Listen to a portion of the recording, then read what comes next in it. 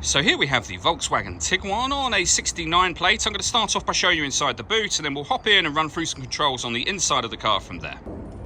As we approach the back of the car, you can see we have reversing sensors, plenty of boot space as well. Currently all 7 seats are in place. You can fold these rear 2 down to give you even more space again, and you can fold down the middle row to increase that space even further should you wish to do that.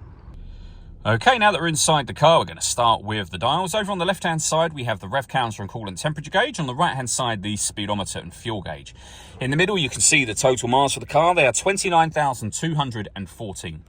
Above that, we have the trip computer.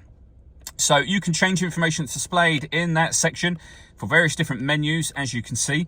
We were on the driving data menu initially, and you can have up there a digital readout for the speedometer displayed. The buttons that I was using to do all of that are just here, along with stereo controls, which continue on the left-hand side, and then cruise control.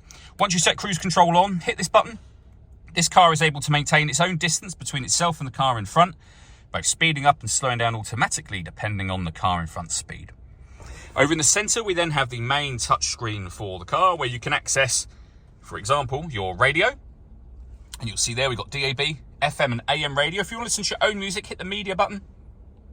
Plenty of ways to listen to your own music in this car, and you can see them being displayed on screen now. And they include Bluetooth audio. So not only can you make and receive phone calls, you can also stream your music wirelessly as well. And you pair your phone under the phone heading just there. Below that, we have dual zone climate control. So you can adjust the passenger and driver temperature. You can increase and decrease the fan speed and determine what direction you'd like the air to be distributed in. When you're happy with those settings, you can turn your air conditioning off, back on again, or hit auto. The car will then maintain the temperatures you've asked for by taking full control of the fan speed for you, and you can override that at any time you wish to from there. Underneath that, we have 2 USB inputs, the auxiliary input and a 12-volt charging socket. The gear lever for the fully automatic gearbox, along with an electronic handbrake and auto hold function. You can turn your parking sensors on and off. This button turns on or off the autonomous parking.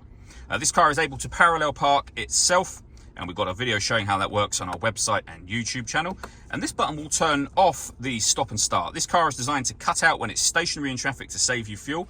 That system is off when that light shows. All that leaves me to say is thank you for taking the time to watch this video. If you'd like to come and see the car in person and have a test drive, please feel free to call either of our MJA sites. We'd love to hear from you soon.